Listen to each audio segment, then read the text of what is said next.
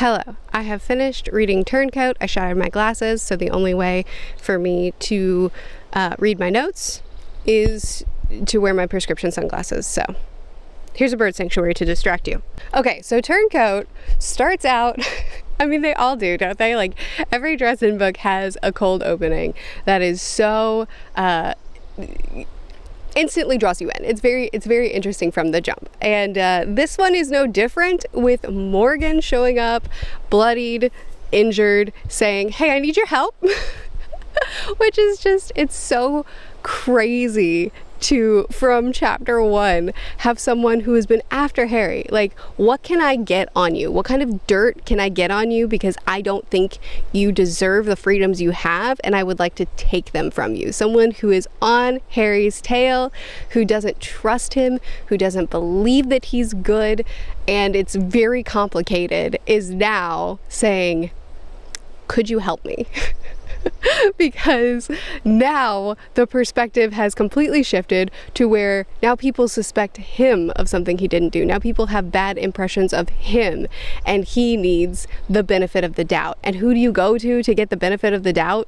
Harry. Sometimes to his detriment. He is so kind and he just tries so hard to do what's right by everyone in his life, even Morgan, that he would say, "Yes, I will try to help you. I'll try to figure out who actually killed this person."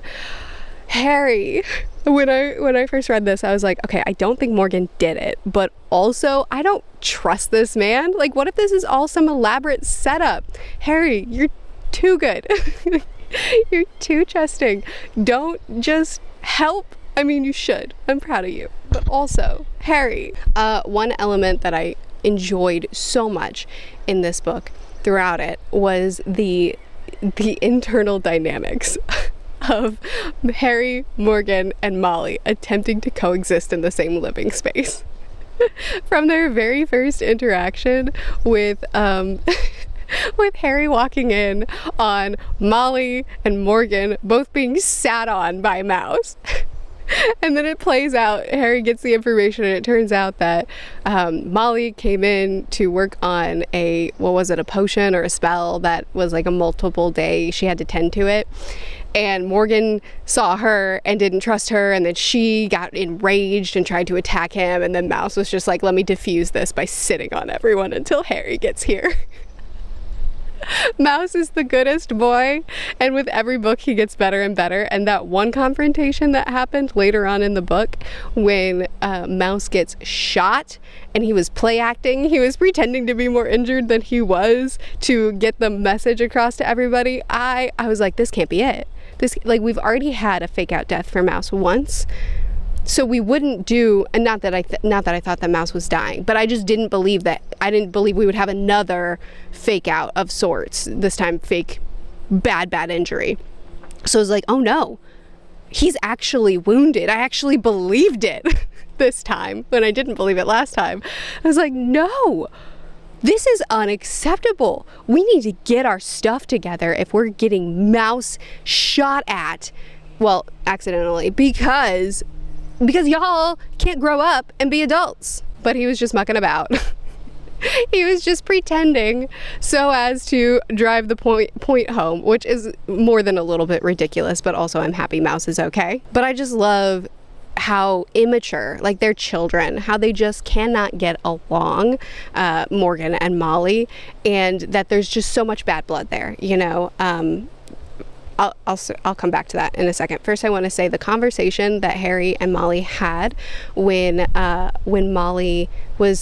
she was talking about, I couldn't help myself but to attack him because I was so mad at him. I was furious. I hate him because he looks at you based off of one mistake you've made, and he doesn't see all the good you're trying to do, and he doesn't see all the people you're trying to help. All he sees is this one mistake, and he just wants to judge your entire personhood based off of that.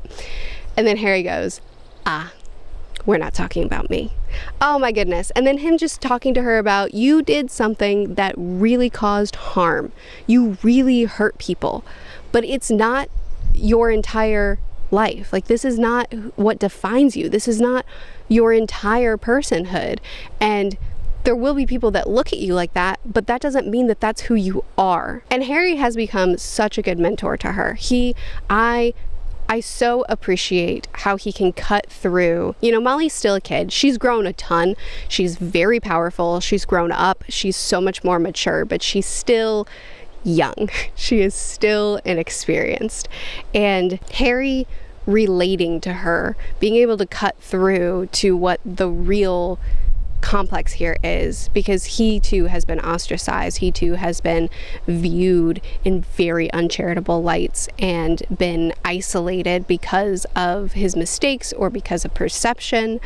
And even though he's trying his darndest to do what's right, it doesn't change the way he's perceived by a lot of people. And he's such a good mentor to her because he can see exactly what's causing her so much difficulty, and he can relate to her on that level. Now, with all that discussion about Molly's grudge that she has about perception, about the way the world perceives her, even though she's trying to do what's right now, she's trying to learn to do right, I think that perception is a big theme throughout this entire book. The fact that Morgan views Molly as a useless warlock. Molly views Morgan as an unfair, I mean, he is. Molly doesn't view Morgan with the nuance that I think one needs in order to properly discuss Morgan, because yes, he's done terrible things, and yes, he's a brat and has not been right to Harry, but at the same time, Harry is able to acknowledge, yeah, but he does do a lot of good for the world, and it is a little bit more gray when it comes to Morgan. And I really, and Molly doesn't see him that way. She sees him exclusively through one lens, which is exactly what Morgan is doing to her and what people on the council are doing to her as well. We had that amazing conversation between Molly and Harry where Molly says, hey, by the way, we can acknowledge now that Anastasia Lucio was Morgan's mentor, and also he clearly had feelings for her. That scene when Morgan realizes that Harry and Anastasia, I'm calling her Anastasia because I don't know how to say Lucio. I don't know if I'm saying it right or not. You can tell me in the comments if Lucio is correct. Anyway, when Morgan realizes that Harry and Anastasia are dating, he loses it. Like, he cannot, it breaks his heart. He clearly has very strong feelings for her, which I think is also really interesting, that Morgan and Molly have such a tumultuous hatred for each other, yet they're kind of the same in that way, where they were taken in by someone who is wiser, older, more powerful than them. They felt like they found a sense of belonging, and they learned so much and grew so much and developed feelings in one way or another. I don't know if Molly's feelings for Harry still stand or if the water dumped on the head handled that, but regardless, they both developed an attachment to their mentor type figure because of that. And I think that that's not entirely uncommon, to be taken in by someone and to learn and to have a whole world open up by them, and then to misunderstand the bond that you've developed and misunderstand your feelings and kind of develop an attachment that isn't healthy to that person. So they both have done that. They've both done that. And in both cases, they were turned down by their mentor figure. There are alligators in this bird sanctuary, so just let me know if one pops up behind me so I can play dead. What do you do when an alligator? Anyway, and then you also have Toot Toot, who I love. Toot Toot is so good. And when Harry first calls on him and they have their first conversation, and Harry talks about all that Toot Toot has been doing to help Harry and to do these like little jobs, these little things that only someone so unnoticed could do. And he says, I don't remember the exact quote, but it was something along the lines of, I take this as a lesson for myself, not to underestimate the little man, because they can accomplish so much behind the scenes. So that was another one. And then, of course, perception of the council as a whole. Our whole perception of the council shifts in this book. It's already been very wibbly wobbly. You know, you seem to be doing good for the world, but there's also all this corruption, and some of your laws suck, and you really just are not giving people the benefit of the doubt, and like all these things. And now that's only amplified with seeing the way Merlin views Morgan, how Morgan is so loyal to the council, so loyal. And Merlin says, he's a pawn. I mean, he's out, someone else can come in, not that big of a deal. I have the greater good at mind, so if some of my loyal minions are nothing but fodder, let it be. Which I almost hate the council more than like the standard baddies in this series. Because it hits too close, you know, like that corrupt leader that doesn't value human life, only values their mission and will do what it takes to get there. They're very good. They've done a good job, and I hate them dearly. And it's funny because there is, it's like Morgan, where it's like, it's complicated, you know, they're not all bad. Do hate them. Oh, speaking of the council, okay, so it has nothing to do with it. That was a terrible segue.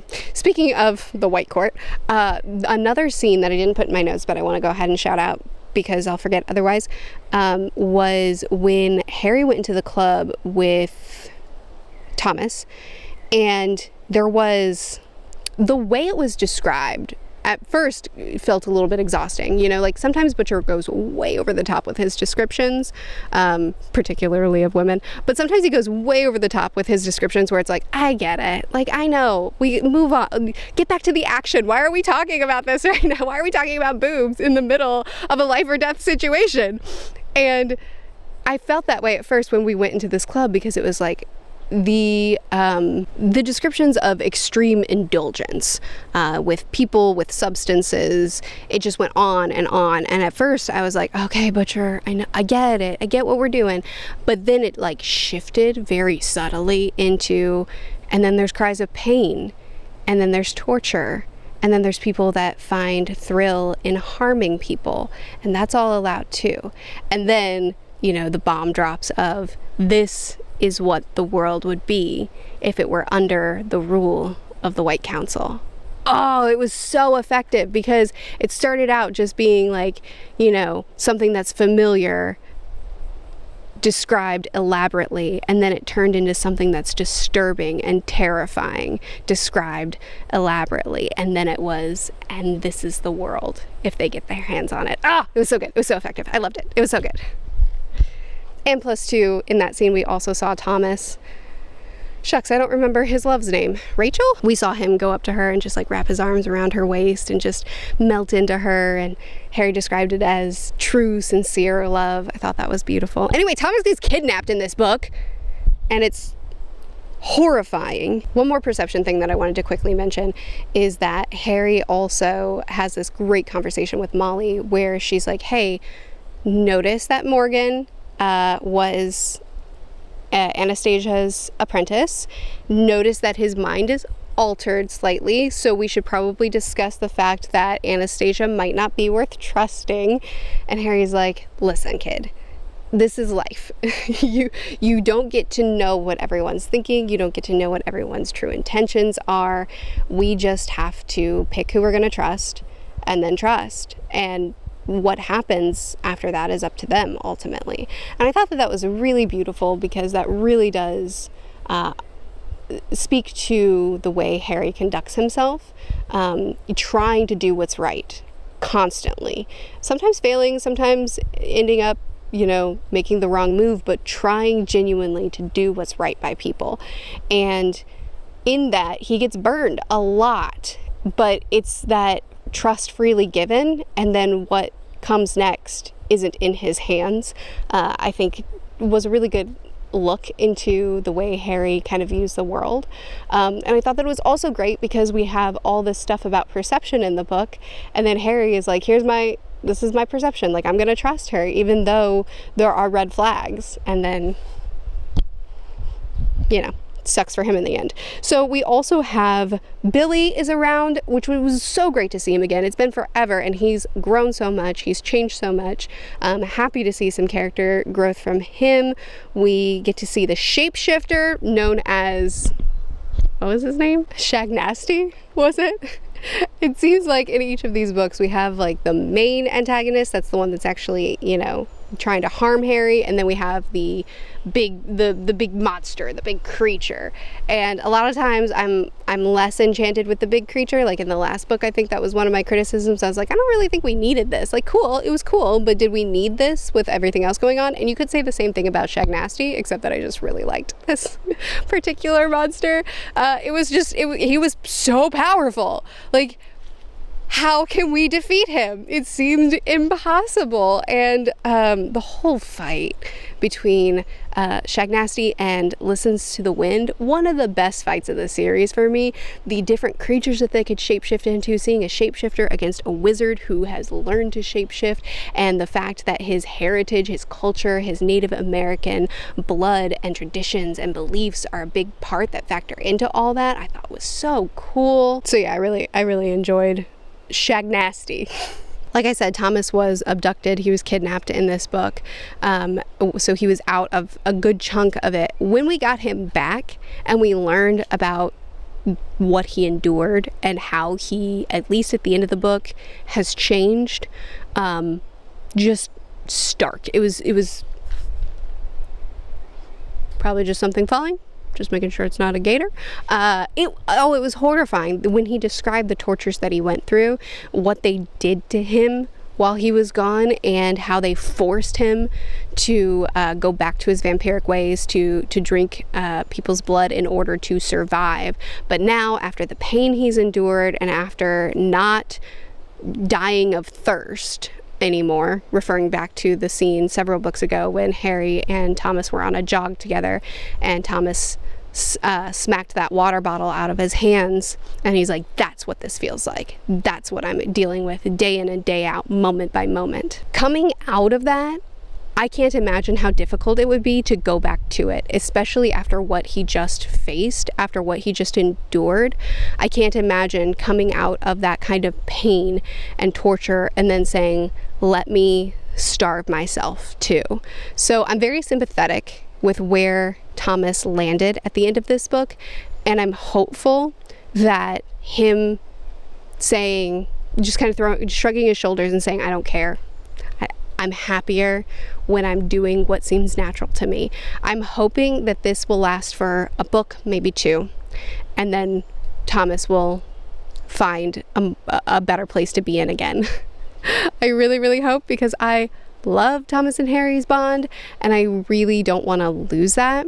Harry also got to learn a little bit more about his mom in this book, which I loved. There's so many little details in the story. I feel like as a whole, this plotline, this main story, isn't the most memorable or exciting one, but there's so many little things that happen in this book that are extremely impactful to me. Anyway, Shagnasty is supposedly dead, and Peabody was a disappointment.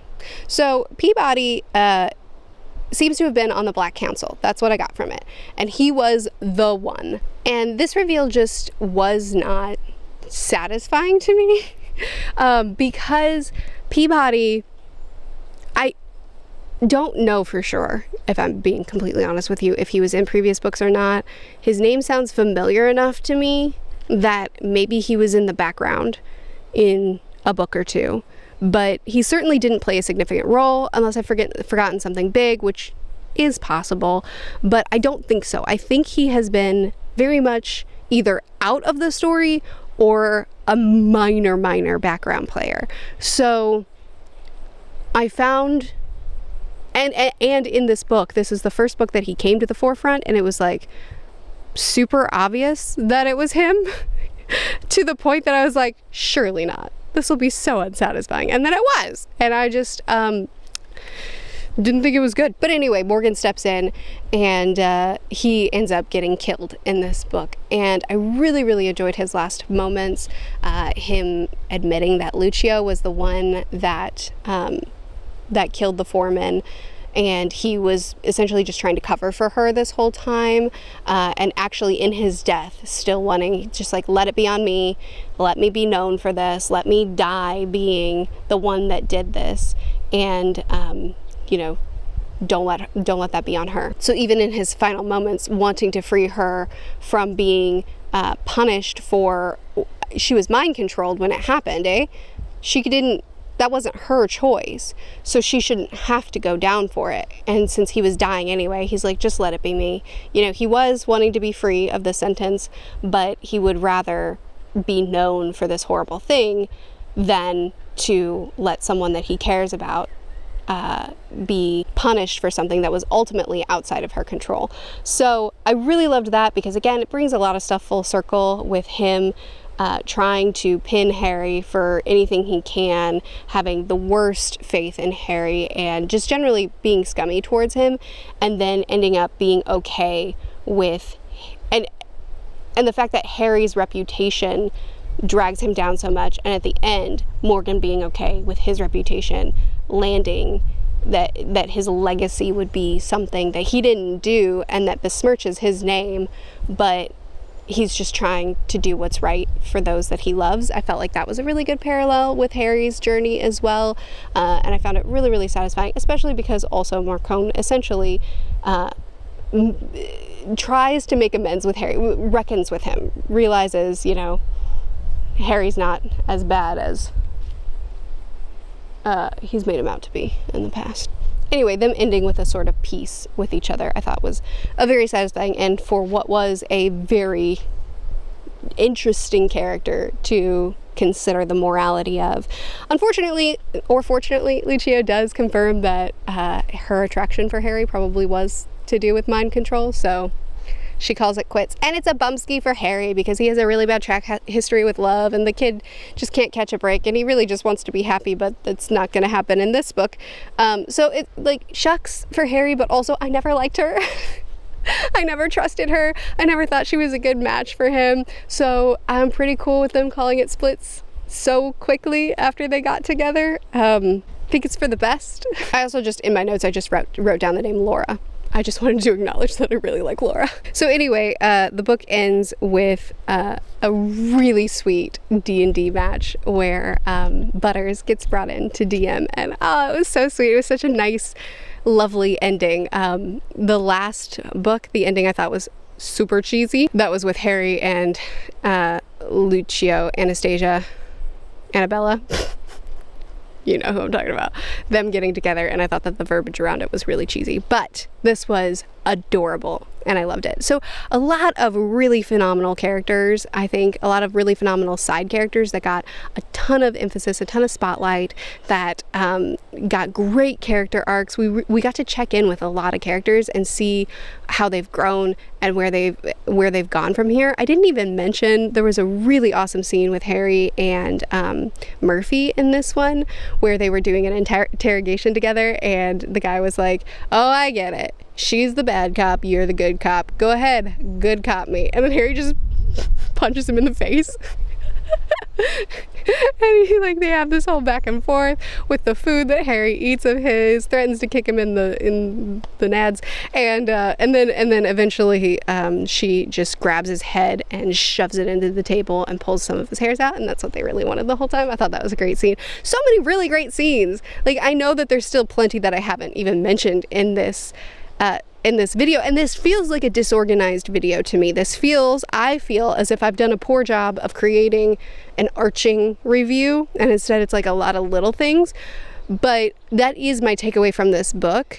I don't feel like, which I said earlier, I don't think that the core story of this is one of the standouts, like best Dresden books, but there's so many small things that make this book really special. So I really enjoyed it. Here's my tier list that I've been keeping up with each book. I thought that Turncoat was very, very good, and I had a great time with it. So on to changes, which I can imagine 50% of my comments will not be about this book. It will just be about hyping changes. So I'm going to read that one next month. Thanks for hanging out with me while I rambled on. Bye.